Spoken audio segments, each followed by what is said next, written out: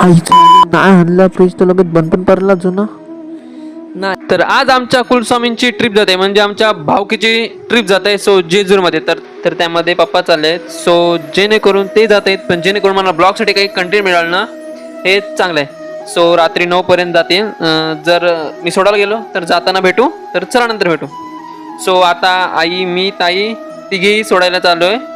तर गाडी तर दिसली, पण माणसांचं काय आतापर्यंत दिसत नाही. बहुतेक पहिलं आलो आम्ही. तर पहिले आलोय तर आतून एस.टी बघून तरी घेऊ दे, जेणेकरून समजेल चांगले आहे की खराब आहे. मायला एस.टीमध्ये चढलो का आणि डोका फिरला काय, तरी पण बघितली स्कूल बस. डोका कसा फिरतं एस.टी चढल्यावर मला नाही माहिती भाई. काय उपाय असला तर मला सांगा. मग तेवढ्यात माणसांचं यायला सुरू झालं. आणि यात मित्र यो बोलतोय की आम्हाला पण हीच स्कूल बस आहे रे. मी बोललो काय ही आहे. आणि तेवढ्यात बाजूला गेला. मग घरा आलो मी ह्या पळण्यासाठी, आणि बघतो तर काय वाजून गेले 9:30. बहीण मारे. मग विचार केला आता उद्या मिळतो, तर चला झोपतो आता. Good bye. 2000 years later. गोल वगैरे केली आणि वरती आलो. तेवढ्यात बघितलं की काल जो ब्लॉग टाकला त्याला 1K व्ह्यूज आले.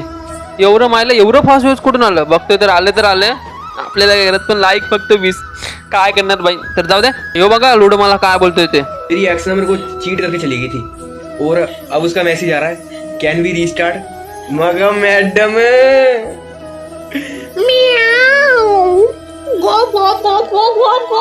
क्या होता है तर बघितलं ना, तर आज असं झालं की आम्ही कालच नवीन फ्रीज आणला होता, आणि आमचा यो जुना फ्रीज आहे ना तोही चालू होता.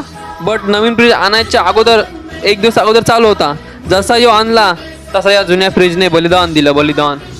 त्यासाठी त्याला श्रद्धांजली भावपूर्ण. मग काय डोक्यात आलं आणि हे करायला गेलो. बघा पूर्ण थोडी 2x मध्ये पण बघा.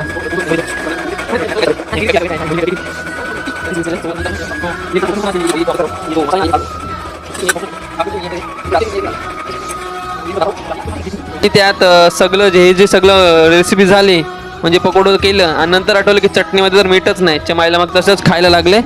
तर ते खाल्ले वगैरे. तर चला हा ब्लॉग इथेच संपवतो, पण त्याआधी तुम्ही चॅनलला सबस्क्राईब करा. भेटूया पुढच्या ब्लॉगला.